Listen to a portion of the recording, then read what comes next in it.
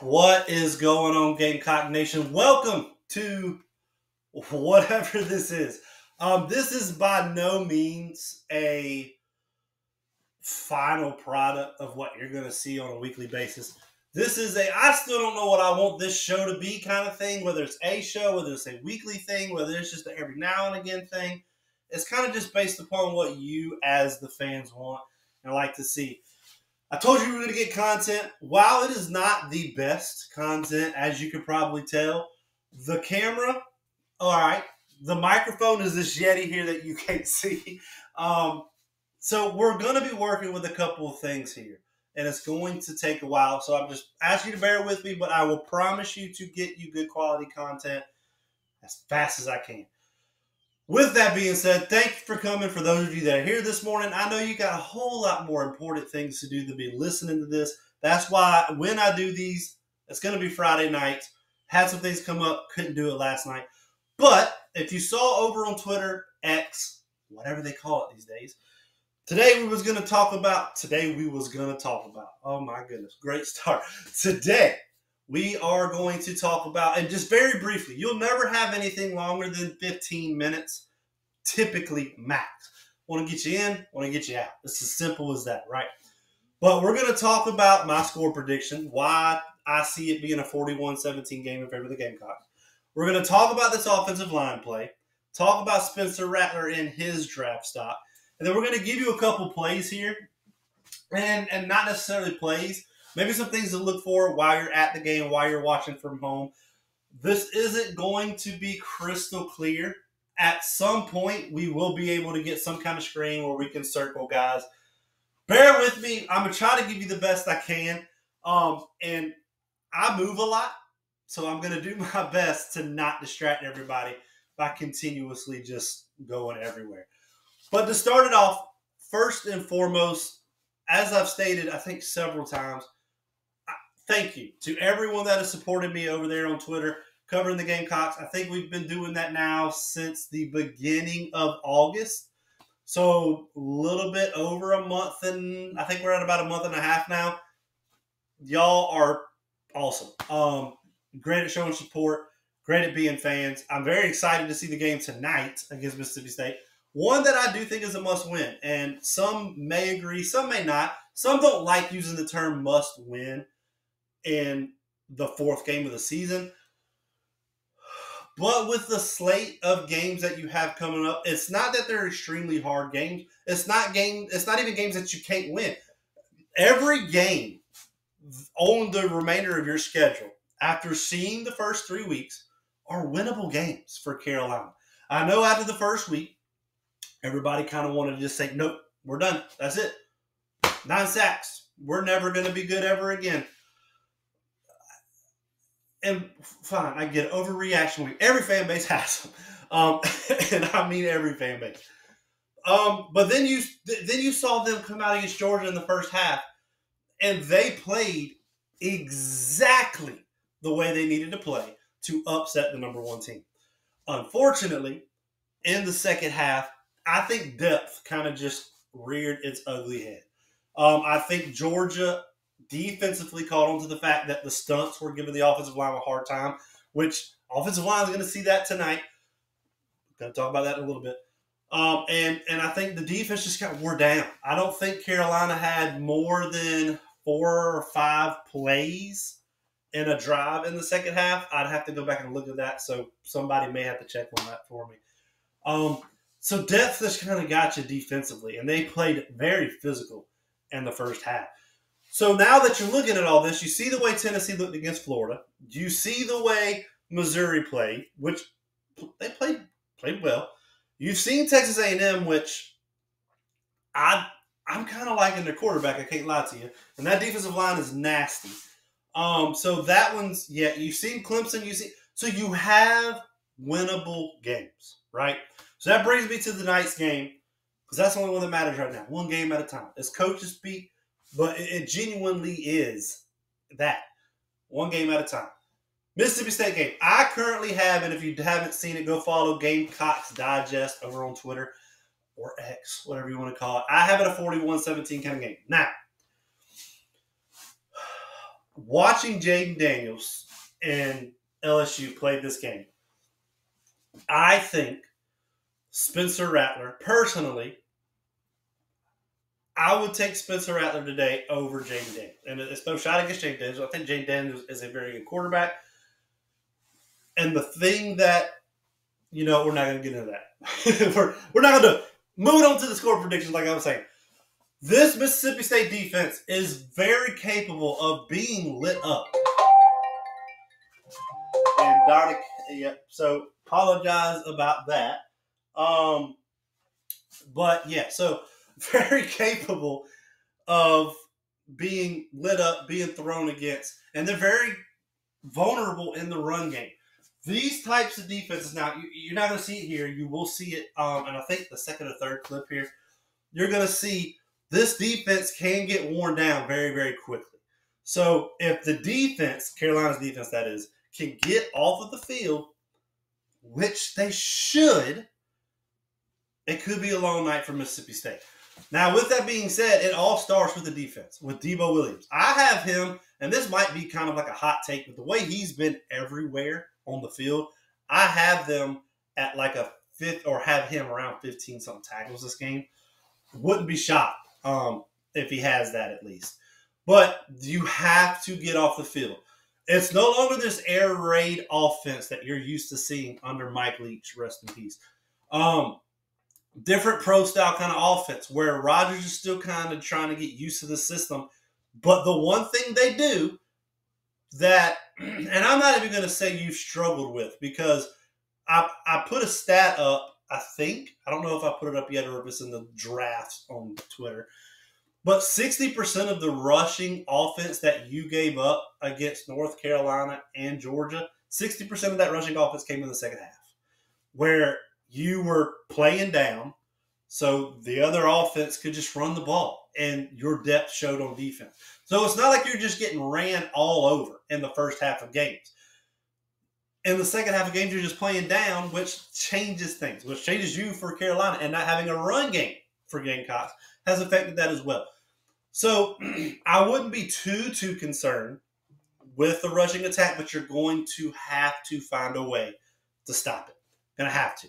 If you can limit it, if you can contain it, you get them off the field. Now, there are plays to be had with this Mississippi State offense. Will Rogers is a very good quarterback. He can throw the ball anywhere. Got good arm. You get off the field early, I think you can have a great game. This defense likes to play a lot of man, especially when they pressure. And again, you're going to see this here in a little bit. Especially when they pressure, they do a lot of cover one man, which gives guys like Xavier Legette the game, if you will. I can't remember this LSU's receiver's name, if it's Neighbors.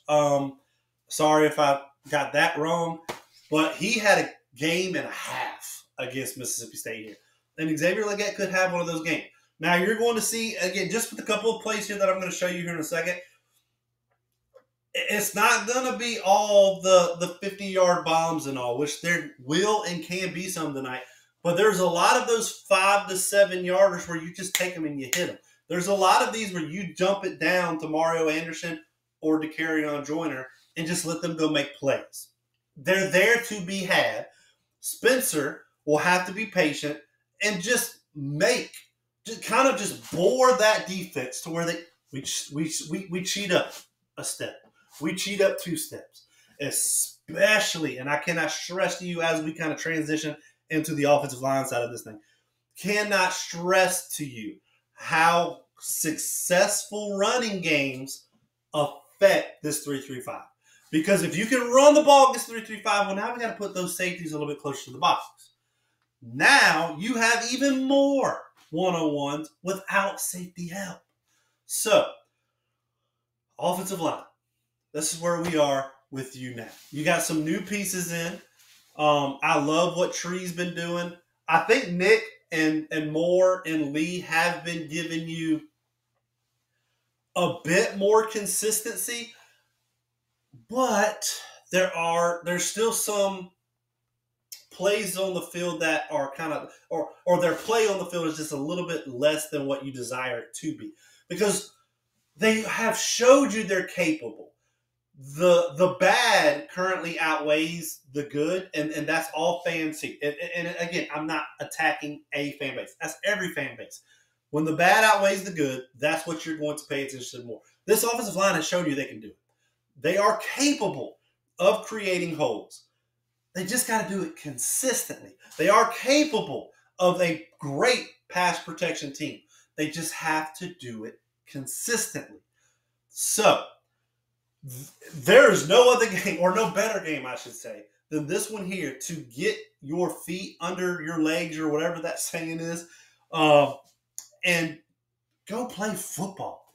Gain some confidence going into Knoxville, Tennessee next week, because you need it. Because that is all the difference in the world heading into a bye week as a 3-2 team rather than a 2-3 or a 1-4 team, which you cannot do. So this game obviously comes down to the offensive line. They can do it. That's the frustrating part, and I think that's why fans can do, or fans are probably a little bit more disturbed by it than I am. But I'm more frustrated because this line is capable. I know a lot of people want to say they're not, but they are.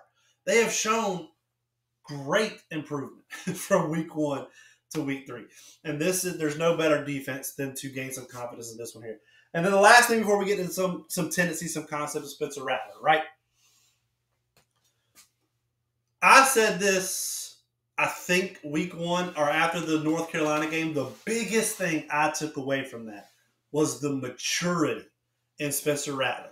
And not in the sense of the aspect that he was immature before, but he knows what is expected of him now. He came in and controlled that offense. If you watch, again, he does a lot of the mic pickups and all that good stuff, which it depends on your preference. You'd rather your center do that, whatever. It doesn't matter. If Spencer wants to do it, let Spencer do it. He has come in and has a great grasp on this offense and a relationship with Loggins to the point where there is no hesitancy as much. There are a couple plays, and who am I to question Spencer Rattler? There are a couple plays where we're kind of just throw it, get rid of it now, let your receiver go make a play. But there aren't many of those this year, and he's not forcing the ball.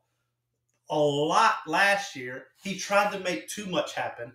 Now, it's just, and it sounds so simple, but it's really not. He's just giving or taking what the defense is giving him. And it's the simple thing. When the shots are there, he's not overthrowing them. I think he's had 2, maybe, overthrows this year. The rest of them, they're there. They're on the money, or giving his receiver a chance to play. So Spencer's draft stock through 3 games. I honestly can't see why he couldn't go in the first 2 rounds. Day 3 at the worst, or day 3, round 3 at the worst. And I honestly don't see that happening. The only thing I can see that they maybe not is his size. But if you're willing to give Bryce Young a first-round pick at that size, you have to be willing to give a guy like Spencer Rattler that at the 2nd, 3rd round. And he could still potentially work his way up to the 1st round. He has shown tremendous maturity. And I don't think, if you haven't watched him play, if you have not watched the film, you just watched the box score or the box stats, if you will, which that's another topic for another day. If you just watch or look at box stats at the end of a game and determine this guy played well or bad because of it, stop. Please don't do that. There's so many factors that go into it. And a lot of people saw Spencer Rattler game versus Georgia with 2 interceptions and 1 touchdown. Like, oh, he's back to the old Spencer Rattler. No, he's not. Spencer Rattler was forced into a hole, and Georgia found the weakness of the offensive line and attacked it. And then he had to go make plays, and they just weren't there. He had I think 3 or 4 crucial drops in the second half against Georgia. But again, if you watch his whole body of work, he has matured and taken his game to the next level. This is what I think a lot of experts thought Spencer Rattler was going to be coming out of high school. And now he's finally grown into the Spencer Rattler it is today. So, a very important game. I do have Carolina going 41-17. Offensive line play's got to be good. This is the defense that gets you there. But, again, you have to play discipline. Too many times I saw a couple guys playing over their toes. What does that mean? When you're playing over your toes, your momentum's going this way. All it takes is a quick boom, drag, and the defender's around you, or the defensive lineman's around you.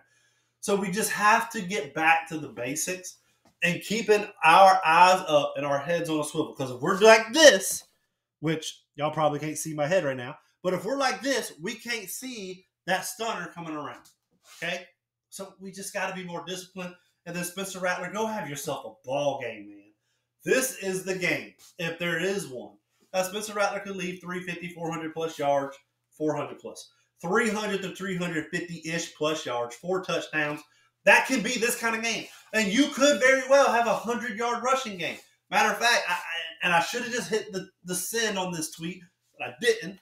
I think you have a good, successful game. Now, real quick, I'm going to get out of the camera real quick because I'm going to try to get y'all a better view of this. Again, I apologize. It is not going to be perfect, but want to show you a couple concepts here. Or tendencies that we've noticed, or I say we, that I've noticed while watching this. Sorry that took forever. But the first thing I'm going to show you is this. When Mississippi State pressures 90-ish% of the time, this is what you get. 1, 2, 3, 4, 5, 6. You're going to have 6, and they're going to send all 6 of them. And when they do this, Spencer, well, you can't really see here, but we'll look. Eye on the defense, eye on the receiver, eye on the tight end, eye on the receiver, eye on the receiver.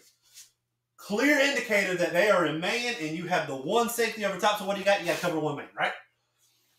The plays or the shots that came, or where the shots came from LSU the most, is in the slot position. Now, don't get me wrong. They had plays outside with the one-on-ones on the outside. But the 2 big plays, and like you're about to see here, if I can get this video to work, and it is in slow-mo so you kind of see how things are going. See, they bring everybody. This is why Joyner is going to be important in this game. But if you go around and look, if you watch this receiver here, I believe that's, again, sorry if I butchered his name, Napier's. He's going to go it's nothing big. It's just simple. I call it an out and up. And it's not even really sold that much. Kind of just outruns him. So you are going to see some cover one man and just take advantage of that, in my personal opinion. That's why I think Xavier Legette has a big game, like 150-some yards. Now, this next thing I want you to look at here, honestly, I don't remember what I want you to look at here. So we're going to let it play here for a second.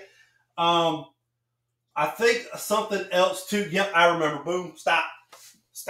Goodness gracious. So they did this a lot too. And tendencies are things that you have to be able to pick up on, which is what makes coordinators so good. It's what has made Logan so good. Playing with the inconsistencies that he's had and still being able to produce a good offense. These 2 here, again, you might not be able to see it very well. And this linebacker, they're going to drop. So they are showing some simulated pressure, right? They want you to think 1, 2, 3, 4, 5 are coming. But these 2 and this linebacker are going to drop off. But what they have done is when they drop off, boom, now look at him. Looking over here. This guy's not even looking where he's supposed to look. So if they drop back, which I'm sure you're going to see Logan several times in this game, have some type of concept where you've got a shallow crosser, where you've got scissor wraps, something. Because when you drop back like this, you got to have some kind of discipline to know where the quarterback is. You got to have some kind of discipline to know what's going on behind you. These 3 have zero clue what's going on behind them. And that's why this shallow cross here, when he catches the ball and turns up, there ain't nobody near him. this guy is very rarely going to be able to make the play. This is the guy that was dropping back. He was here. So, I mean, when you see stuff like this, you have to be able to attack. So that's all that is simply just understanding that when these guys drop back, find that hot route, that crossing route coming on the backside. I think it'll be there a lot tonight. Offensive line, this is for you, baby. When you see this, there's 5 in the box right now. This guy's going to come in because the tight end's going to motion in. So 6. This is a favorable box to run in. If you cannot have success running against this, we got problems. You have to be able to run the ball when you've got 6v6, 6 hats on 6 hats, 5 linemen, tight end versus their 6. This is what you're going to see a good bit of the time. And matter of fact, you might see it a lot because guess what? They might not respect your running game. So offensive line, you have got to be able to create here. And you should be able to get big runs like this. It's going to be there. I think if you can establish a running game, again, a lot of fans are upset that Mario Anderson hadn't got a bulk or a good run at some of this stuff, right? And guys, it's because you have to have your good pass protection running back in right now because that's the kind of team you are currently, is a passing team. So if you can establish a run game, Mario Anderson, have a day, big fella. Offensive line, if you can establish a running game, you will have a very big game from 2 good backs. I promise you. And then the last thing I want to show is really just the concept or a tendency, if you will. Anytime you see Mississippi State lined up like this, boom, boom. These 2 right here is who I want you to pay attention to. They've only done one of 2 things, and they're similar, or what they are trying to do here or accomplish is very similar either way. They're either coming off and containing, or they're just coming straight back. Now, this particular play, I believe this backer's containing, and this guy's just trying to come in. Saw blitz is what I used to call it, or a saw contain is what when I played, is what my defensive coach called it. So that's what you'll get. And so, yeah. But anyway, this is what I want you to watch when you see this tonight, because you're going to have to pay attention to it. If this guy's got contain, which this guy does, boom, you have so much potential here. Because Spencer Rattler is mobile enough for this to actually matter. If this guy's going, this is going to be here all game. Look at this. Look at all this space to run into. But, I mean, it was a good read, all that good stuff. Good play by the running back here in the future. But that's kind of all that there is for that. It's just those are a couple things I want you to see.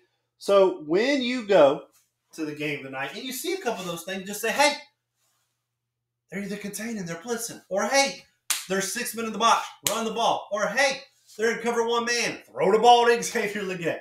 So when we played this game tonight, when the Gamecocks strap them up, they should be able to win this game. They should be able to win this game convincingly as well, and gaining a lot of confidence on this offensive line. And heck, even on the defensive front, to be able to gain confidence heading into Knoxville. But that's all I got for you today. I know it's much longer than 15 minutes. Like I told you, it's 24 minutes. I kind of got rambling and rambled on too much. I hope you enjoyed it. If you didn't, let me know. I am here for some constructive criticism. I'm here to tell me what you like and don't like, because I want to give the audience what they like and they deserve. With that being said, I appreciate everything. I hope to see some of y'all tonight. See you next time.